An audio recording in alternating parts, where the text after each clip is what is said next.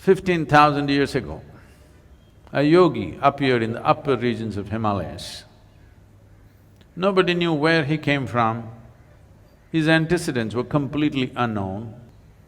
So people gathered around him because he was such a phenomenal presence. A large group of people gathered like this. They expected him to say something, do something.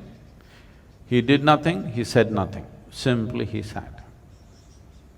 If I simply sat here for 2 hours, I can imagine, within 15 minutes, those people in the last few rows,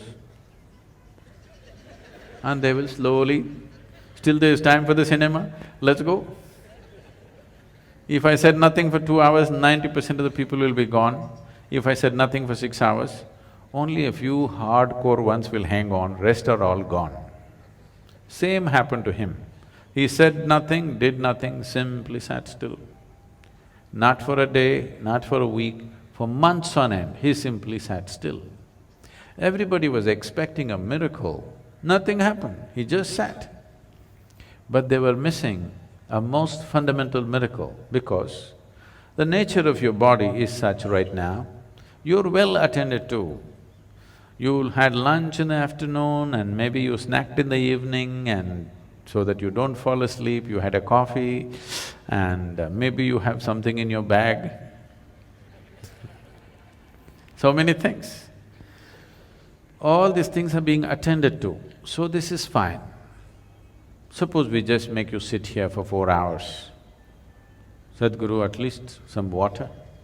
Okay, drink water. After drinking water, can we just sit here, Sadhguru? That one? Okay, do that and come. Sadhguru, okay, if you give this, the next one, no permission, this'll just go. Or in other words, what you call as a body is a series of processes. Only if you're attending to them, it's fine. If you don't attend to it, then you see what a trouble it is. When you do not attend to the body, if you're hungry or why all that, people say, how long 1 minute is depends on which side of the bathroom door you are. From inside, somebody says just 1 minute. Outside, it's 1 eon, okay? So because this is the nature of the body, if you do not attend to it, it'll become so compulsive and get you into such big trouble. But here he just sat. He neither ate, nor drank water, nor went to attend to nature's calls, simply he sat still. People could not even make out whether he's alive or dead. The only sign of life was, off and on, tears of ecstasy were dribbling down his cheeks, otherwise he simply sat unmoving. Then only 7 people hung on.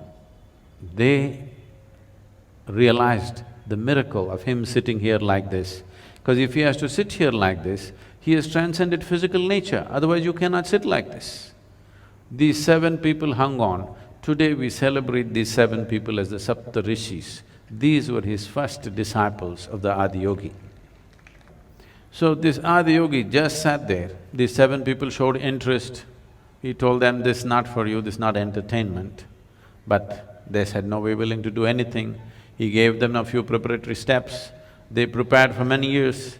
Then one day when the solstice was shifting, just now, we shifted from summer solstice to winter solstice on December 22nd.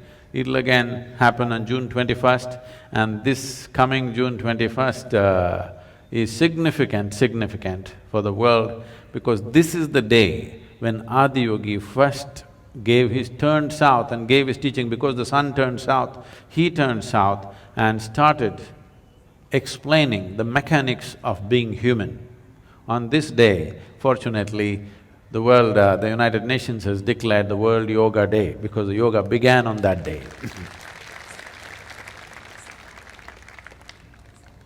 This incredible process of exploring the human mechanics went into the process. This predates all religion. When there was no religion on the planet, 15,000 years ago, He went into the mechanics of what it means to be human, and various aspects happened. He opened up 112 different ways in which a human being can attain to his ultimate nature. And when people asked, especially his wife Parvati asked, why not more? Why only 112?